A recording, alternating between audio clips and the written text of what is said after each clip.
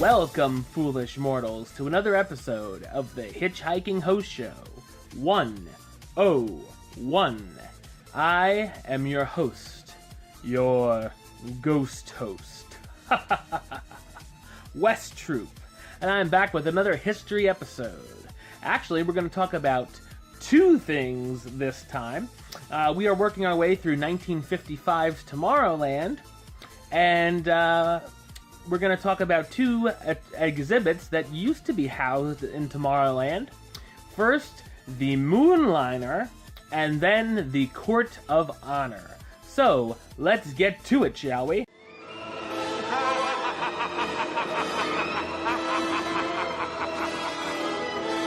The original Tomorrowland at Disneyland was home to many different exhibits. A fan favorite and the showpiece of Tomorrowland was the TWA Moonliner.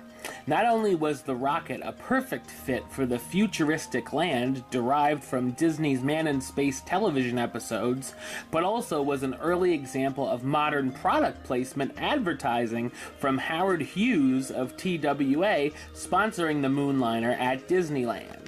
The Moonliner was designed by Imagineer John Hench, who took some help from German rocket scientist Wernher von Braun, who of course we talked about in our last episode, in the Space Station X-1. It resembled von Braun's V-2 rocket design, but also depicted what a commercial spaceliner might look like for traveling to the moon in the then faraway year of 1986. The Moonliner's retracting landing leg covers were said to resemble the fuselage shape on TWA's Lockheed Constellation airliner. The rocket also featured a raised cockpit area, portholes, and a boarding ramp. A real Moonliner was envisioned to be powered by an atomic reactor and actually be more than 200 feet tall. The theme park's Moonliner was roughly a 1/3 scale model. At 76 feet tall, the Moonliner was the tallest structure in Disneyland, 8 feet taller than Sleeping Beauty Castle.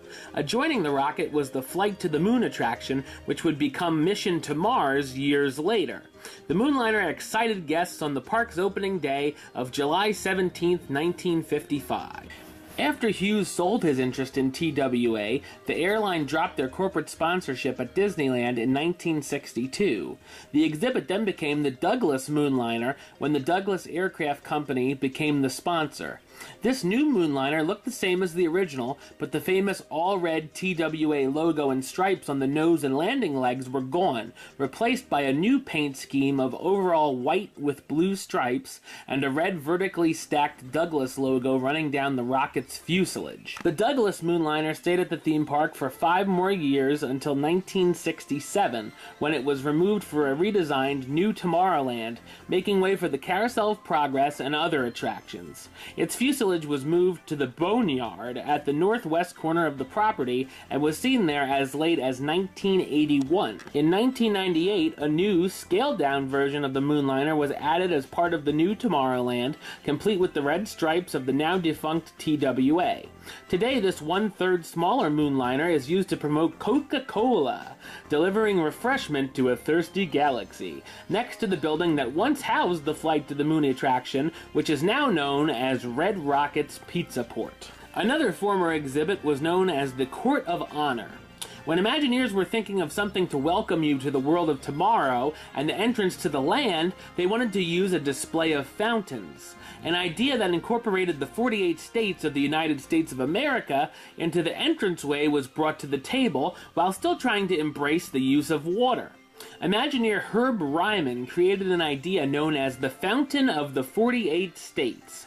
This kept the waterworks, but whittled it down to 2 standard stationary fountains set off to each side of the entrance path, sort of like walking next to a waterfall to enter the land, an idea that was used for the Magic Kingdom's Tomorrowland, but was also scrapped because the wind creating sideways waterfalls and leaving park guests soaked.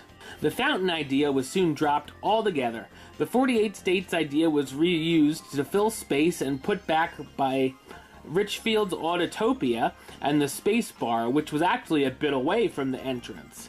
Each state was represented by their flag that waved proudly atop a flagpole standing in an 8-pointed star planter and would be known as the Court of Honor.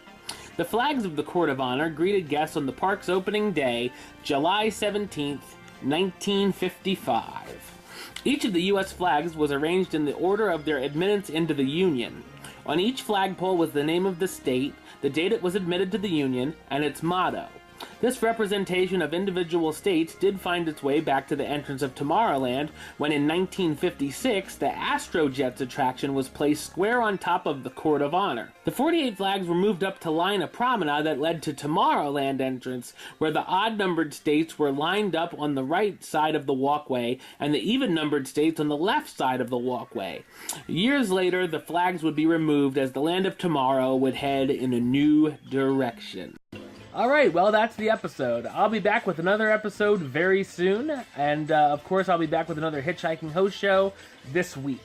So make sure you check it out and subscribe right here on YouTube, youtube.com/HitchHostShow. You can like the show on Facebook, facebook.com/HitchHostShow. And of course you can follow on the Twitter and the Instagram at HitchHostShow. If you want to listen to the show, or you are listening to the show, you can do so at Podbean. It's hitchhostshow.podbean.com. And of course, you can find it on iTunes or Stitcher by searching under the Hitchhiking Host Show or West Truth. Until next time, don't forget to hurry back